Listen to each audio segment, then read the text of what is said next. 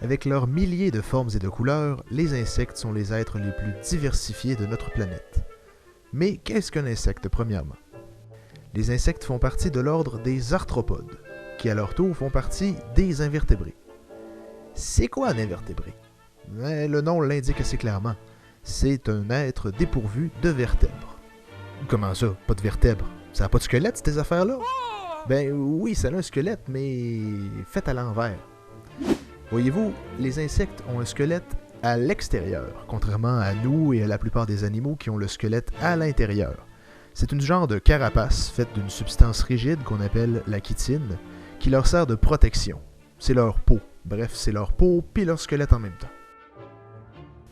Si on décrit un peu plus les invertébrés, mis à part les insectes, on retrouve les crustacés, les mollusques, les vers, qu'on appelle annélides, et les deux autres familles que vous verrez apparaître souvent sur Entomo, les arachnides et les myriapodes. Insecte provient du latin insectum, ce qui signifie un corps divisé en sections. Il y a donc 3 parties distinctes sur le corps d'un insecte: la tête, le thorax et l'abdomen. Attachés à ce corps se retrouvent 6 pattes, ainsi que des antennes qui servent à la détection des odeurs et à l'orientation. À partir de là, les différences sont nombreuses selon les espèces. Il y a les insectes avec des ailes, pas d'ailes, aveugles, les insectes sociaux, les métamorphoses complètes, incomplètes, les parasites. Bref, un paquet d'affaires que j'aurais malheureusement pas assez d'une vie pour vous raconter. Pour survoler un peu plus, il y a des milliers d'espèces d'insectes dans le monde. Si je prends uniquement les insectes, je compte pas les autres invertébrés là, juste les insectes. Leur population, selon des statistiques, serait beaucoup plus nombreuse que tous les autres animaux réunis, y compris l'homme. Ça inclut les humains, les mammifères, les reptiles, les oiseaux, bref, tout le monde. Imaginez une balance. Et voilà, c'est les insectes qui l'emportent, haut la main. Ils s'adaptent à presque tous les environnements. Ce sont les rois, les kings de l'adaptation. Maintenant, pour terminer cette première capsule, je vais répondre à une question qui m'est posée très souvent. À quoi ça sert, les insectes? Parce que oui, ça a une utilité.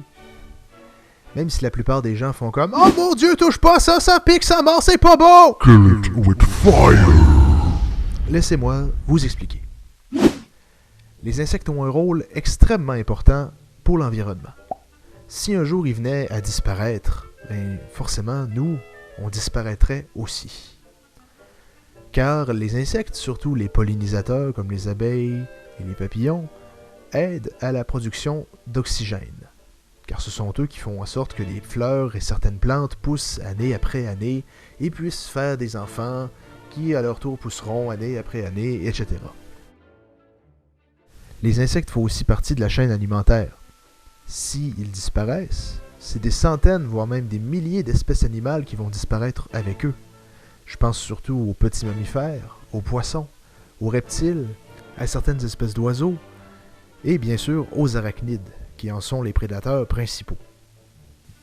Donc ces animaux-là, eux aussi, seraient amenés à disparaître, vu le manque de nourriture. Ça finirait par faire une grosse réaction en chaîne qui mènerait à la détérioration de l'environnement et finalement, un jour, on serait tous morts. C'est la fin de cette petite capsule. Si vous avez aimé cette vidéo, n'hésitez pas à vous abonner à ma chaîne, à laisser vos commentaires et à partager le tout. Vous pouvez également me suivre sur Facebook ou sur mon site web personnel qui contient de plus amples informations. Ici Simon qui vous dit merci de regarder Entomo et à la prochaine.